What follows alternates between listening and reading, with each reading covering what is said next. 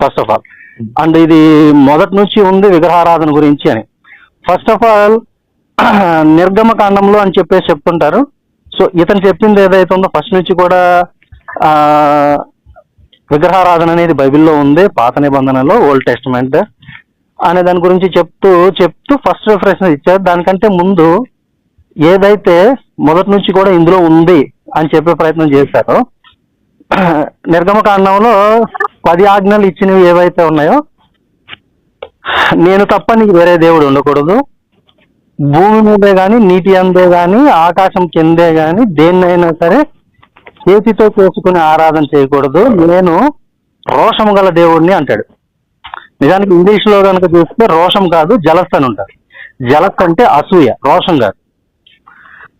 అంటే స్వయంగా చెప్పేసుకుంటున్నాడు అనమాట బైబిల్ దేవుడు, నేను అసూయ గల దేవుడిని, నన్ను తప్ప వేరే దేవుడిని పూజించకూడదు. అంటే అక్కడ వేరే దేవుళ్ళు కూడా ఉన్నారు అని ఆయన స్వయంగా ఆయన నోటితో చెప్తున్నాడు అక్కడ.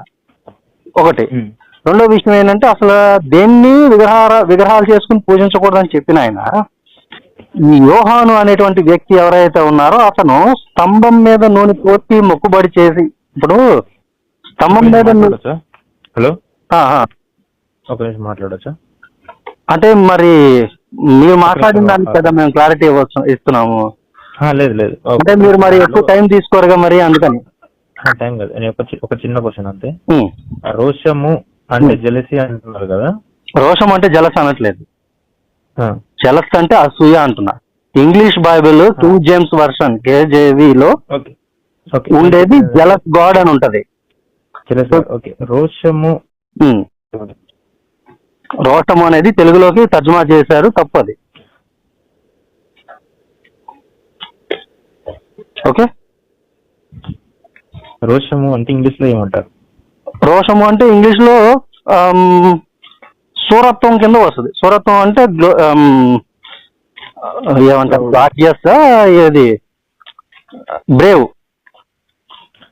మనకు రోషముకి నానా అర్థాలు ఇంగ్లీష్ లో కావాలి నాకు, అది తర్వాత ఇవ్వండి. Okay okay. యాక్చువల్ గా రోషము అనే దానికి మీరు చెప్పారు కాబట్టి మీరు ఇవ్వాలి. అది ఇప్పుడు అసూయ అనే దానికి మేము చెప్పాం కాబట్టి మేము జలస్ అని చెప్పేసాం ఆల్రెడీ. ఈ రోషము అనేది మీకు ఉంది కాబట్టి తెలుగులో, దానికి నానార్థాలు మీరు ఇవ్వాలి. ఓకే సార్, నేను ఇస్తాను.